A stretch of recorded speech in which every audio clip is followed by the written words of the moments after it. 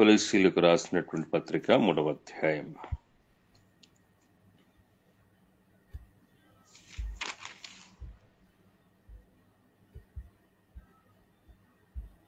మొదటి నుంచి 13 వచనాల వరకు మనము ధ్యానించుకుందాం.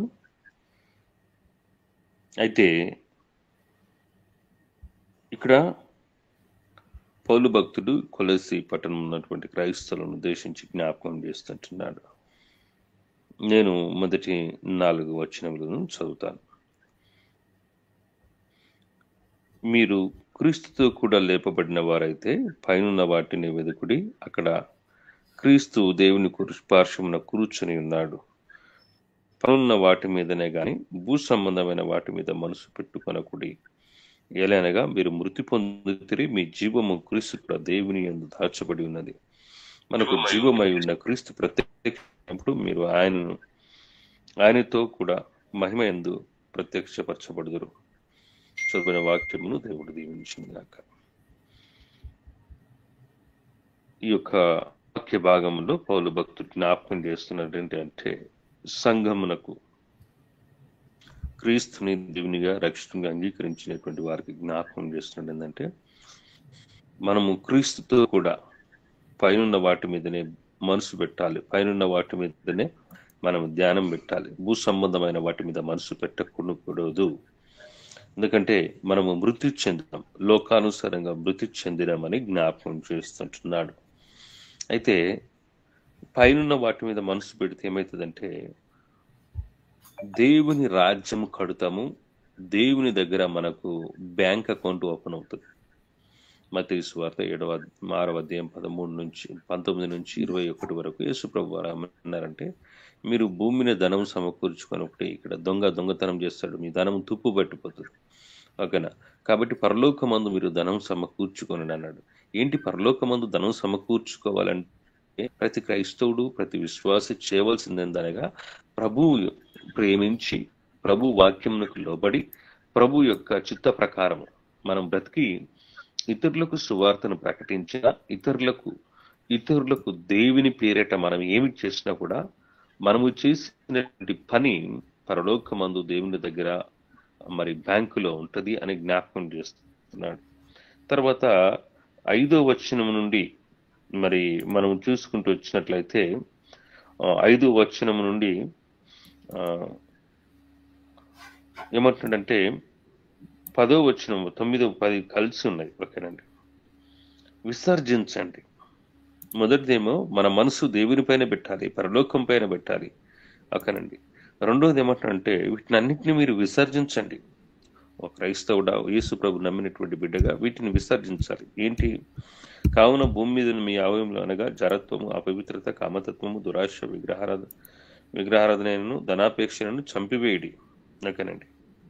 ఏం చేయమంటుండే? వీటిని చంపివేయండి. వీటి వలన దేవుని ఉగ్రత అవిధేయుల మీదకి వచ్చును. పూర్వకాలము వారి మధ్యన జీవించినప్పుడు మీరు వీటిని అనుసరించి నడుచుకుంటుంది. ఇప్పుడైతే మీరు కోపము, ఆగ్రహము, దూషణ, దుష్టత్వము, దూషణ, మీ నోట బూతులను వాటినన్నిటిని విసర్జించుడి. ఓకేనండి. మొదట మనం చేయవలసింది ఏంటంటే, ఇక్కడ దేవుని బిడ్డలము, మనకు పరలోకంలో దేవుని రాజ్యం ఉందనేటువంటి విషయాన్ని జ్ఞాపకం పెట్టుకోవాలి. రెండోది ఏమంటున్నాడు, పూర్వం మనం ఇవన్నీ చేశాం. బూతులు మాట్లాడినాం, అబద్ధం ఆడినాం, మోసం చేసినాం, ధనాపేక్ష, ఓకేనా, డైలీ ఫైనాన్స్ నడిపించినాం, వడ్డీలకు ఇచ్చినాం. ఓకేనా? వీటిని అన్నింటినీ విడిచిపెట్టండి. ఓకేనా? పూర్వం మీరు చేశారు, కానీ ఇప్పుడు చేయకూడదు అంటున్నాడు. కాబట్టి దేవుని బిడ్డగా మనం వీటిని అన్నిటిని విసర్జించాలి.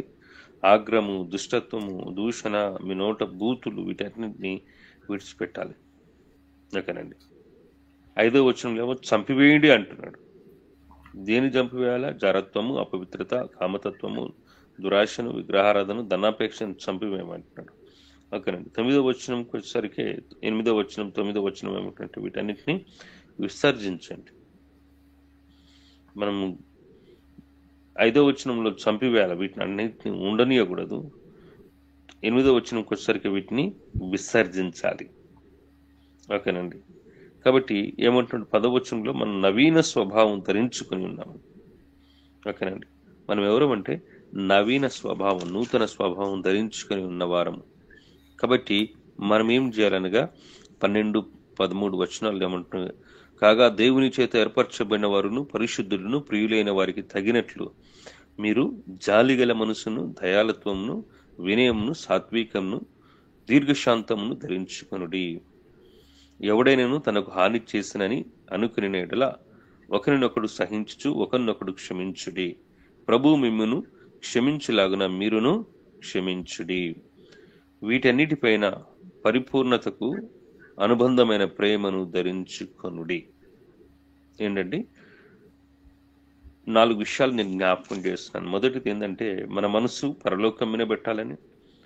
రెండవది ఏంటంటే మన పాప స్వభావాలన్నిటినీ చంపివేయాలని. మూడవది ఏంటంటే ఒకని విసర్జించాలి. ఏదైతే మనలో ఉన్నదో కోపము, ఆగ్రహము, ద్వేషము, దూషణ, బూతులు, వీటినన్నిటిని విసర్జించాలి. మూడోది. నాలుగోది ఏమంటాడు? ధరించుకొనుడి. ఏం ధరించుకోవాలి క్రైస్తవుడు? ఓకేనండి. జాలిగల మనస్సు ధరించుకోవాలి, దయాళత్వము ధరించుకోవాలి, వినయము ధరించుకోవాలి, సాత్వికము ధరించుకోవాలి, దీర్ఘశాంతము ధరించుకోవాలి. ఓకేనా? ఎవడైనా హాని చేసినట్లయితే వాడిని సహించి వాడిని క్షమించాలి. ఎందుకంటే ప్రభు మనల్ని క్షమించిన ప్రకారం మనం కూడా క్షమించాలి. తర్వాత అన్నిటికంటే పైన ప్రేమను ధరించుకొనుడి. కాబట్టి దేవుని బిడ్డలారా, మనము చేయవలసింది ఏంటంటే నూతన వస్త్రము, ఓకేనండి, ధరించిన వారమై మనము భూ సంబంధులము కాదు, పర సంబంధులం. పరలోకములో దేవుని రాజ్యములో ఉండాలని యేసు ప్రభుని సొంత రక్షకుని అంగీకరించినటువంటి వారం. కాబట్టి ఉదయకాలము దేవుని వాక్యము మరొకసారి జ్ఞాపకం చేస్తుంది ఏంటంటే, నెంబర్ 1, మన దృష్టి పరలోకం పైన పెట్టాలి. మత్తయి సువార్త 25వ అధ్యాయంలో ఏమంటే, యేసు ప్రభు వారు గొర్రెలను మేకలను వేరు చేసినప్పుడు అన్నాడు, భూమి ఓకేనా మరి ప్రారంభమైనది, సృష్టి ఆరంభం నుంచి మీ కొరకు సిద్ధపరిచినది మీ స్వాధీనపరచుకోండి తన కుడి వైపునున్న వారితో చెప్పినట్లు చూస్తుంటున్నాం. వారు ఏమంటారంటే, అయ్యా ఎప్పుడు నీకు చేసినాము అని అంటే, అల్పులైన ఈ నా సహోదరులో ఒకనికి చేసి తిరిగి గనుక నాకును చేసినట్లే అన్నాడు. కాబట్టి దేవుని బిడ్డలుగా మనము దేవుని పేరట ఏమి చేసినా, నువ్వు దేవుని కొరకు పని చేస్తే పాస్టర్ ప్రతిఫలం ఇవ్వకపోవచ్చు, పాస్టర్ నిన్ను గుర్తుపెట్టుకొని ప్రజల ముందు నిన్ను పొగడకపోవచ్చు, నన్ను కూడా పొగడకపోవచ్చు. మనం చేసినటువంటి పని దేవుని పేరట చేస్తున్నాము, దేవుని కొరకు చేస్తున్నాం, దేవుడు చూస్తున్నాడు. ఆ దేవుడు మనమందరము ప్రలోకం వెళ్ళిన తర్వాత నువ్వు ఎంత త్యాగం చేశావు, నువ్వెంత కొలిసిచ్చావు, నువ్వెంత సమయం ఇచ్చావు, నువ్వెంత నీతిగా బ్రతికావు, దాని అన్నిటికీ దేవుడు ప్రతిఫలం ఇవ్వడానికి సిద్ధంగా ఉన్నాడు. కాబట్టి దేవుని బిడ్డలమైనటువంటి మనము క్రైస్తవులము కాబట్టి సంఘముగా దేవుడు నీకు నాకు ఇచ్చినటువంటి బాధ్యత ఏంటంటే, సంఘము క్షమాభివృద్ధి చెందాలి, పరిచర్య ధర్మము జరగాలి. ఎబ్రేయులకు రాసిన పత్రిక 3వ అధ్యాయంలో పౌలు భక్తుడు జ్ఞాపకం చేస్తున్నాడు. పరిచర్య ధర్మము జరగాలి అంటే మనము నవీన స్వభావము ధరించుకోవాలి. పరిచర్య ధర్మము జరగాలి అంటే 4వ అధ్యాయం 13వ వచనం ఉంది. అక్కడ పరిశుద్ధులు పరిపూర్ణులగునట్లు క్రీస్తు శరీరము క్షమాభించినట్టును పరిచర్య ధర్మం జరుగుటకును ఆయన కొందరిని అపోస్తులుగాను, కొందరిని ప్రవక్తలుగాను, కొందరిని సువార్తికులుగాను, కొందరిని కాపరులుగాను, కొందరిని ఉపదేశకులుగాను నియమించెను. ఒకరిని క్రీస్తు శరీరం క్షమాభివృద్ధి పొందాలి అంటే, పరిచర్య ధర్మము జరగాలి అంటే, నీవు నేను మన బాధ్యత ఏంటంటే మన కళ్ళు, మన చూపు, మన ఆలోచన, మన తలంపులు దేవుని రాజ్యము కట్టే దానిపైన ఉండాలి, వాక్యము ప్రకటించే దానిపై ఉండాలి, నశించిపోతున్న ఆత్మల కొరకు ప్రార్థన చేసే దానిపై ఉండాలి. కాబట్టి ఉదయకాలము దేవుని బిడ్డలారా, దేవుని వాక్యము నీతో నాతో జ్ఞాపకం చేస్తుంది ఏంటంటే, మనము భూ సంబంధమైన వ్యక్తులం కాదు, మనం పర సంబంధమైన వ్యక్తులం. కాబట్టి మనము భూ సంబంధమైన వాటి మీద మనసు పెట్టకూడదు. బైబిల్ గ్రంథంలో రోమీయులకు రాసిన పత్రిక 8వ అధ్యాయంలో ఏంటంటే, భూ సంబంధమైనటువంటి వాటి మీద మనసు పెట్టువారు అక్కడ వారు దేవుని ఏం చేయలేరండి, సంతోషపరచలేరు అంటున్నాడు. చూడండి, రోమీయులకు రాసిన పత్రిక 8వ అధ్యాయం చూడండి. రోమీయులకు రాసిన పత్రిక 8వ అధ్యాయంలో శరీర స్వభావం గలవారు ఓకేనండి ఏం చేస్తారంటే, వారి మనసు అంతా కూడా శరీరం మీదే ఉంటుంది, భూ సంబంధమైన వాటి మీదే ఉంటుంది. 7వ వచనం, ఏలైనగా శరీరానుసారమైన మనసు దేవునికి విరోధమునై ఉన్నది, అది దేవుని ధర్మశాస్త్రం లోబడదు, ఏ మాత్రం లోబడనేరదు. కాబట్టి కాగా శరీర స్వభావం గలవారు దేవుని సంతోషపరచనేరరు.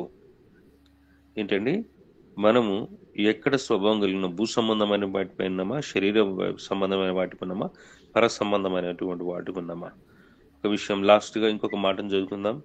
యాకోబు పత్రిక 4:4 చదువుకుందామండి.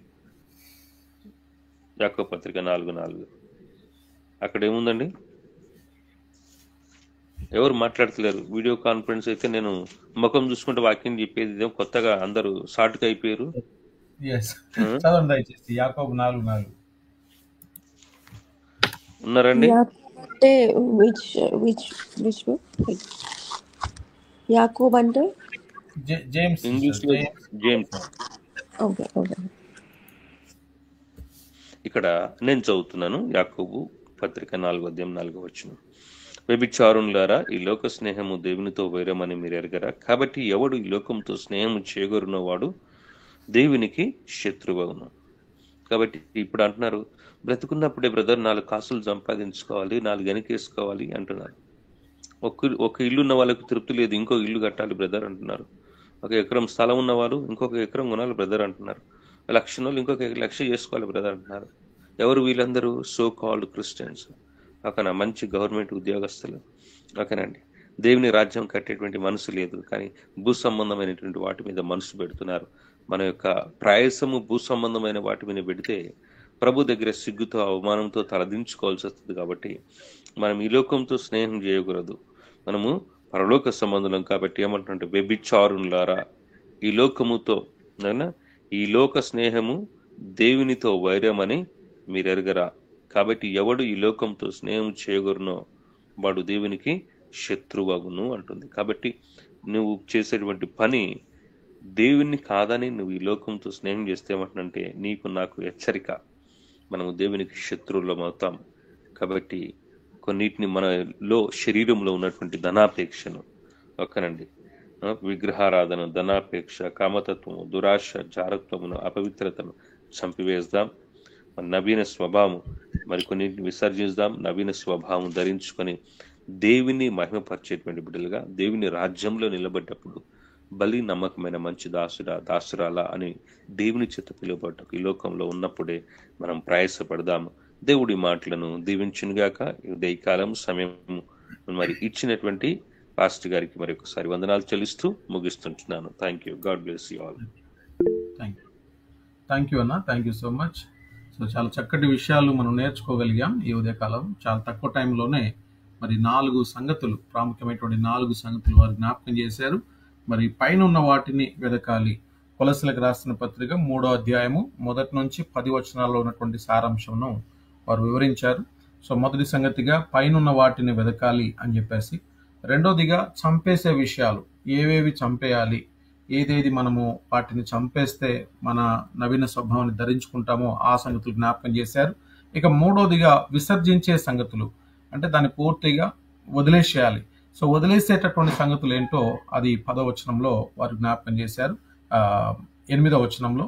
తర్వాత మరి నవీన స్వభావం ధరించుకోవడం, అది 10వ వచనంలో ఉన్నటువంటి మాట. సో కాబట్టి మనం నూతనమైనటువంటి వ్యక్తులముగా మార్చబడాలి అని చెప్పేసి అంటే, నవీన స్వభావంతో మనం బ్రతకాలంటే ఇదిగో వీటి విషయంలో మనం చాలా జాగ్రత్త కలిగి ఉండాలి. వేటిని చంపాలో వాటిని చంపేయాలి, వేటిని విసర్జించాలో వాటిని విసర్జించాలి, వేటిని వెతకాలో వాటిని వెతకాలి. అది భూ సంబంధమైనటువంటి విషయాలపైన కాదు, మనం పర సంబంధమైనటువంటి విషయాలపైన మనసు ఉంచాలి. చక్కటి మాటలు వివరించినటువంటి పాస్టర్ గారికి ప్రత్యేకమైన వందనాలు. ప్రార్థన చేసుకుందాం.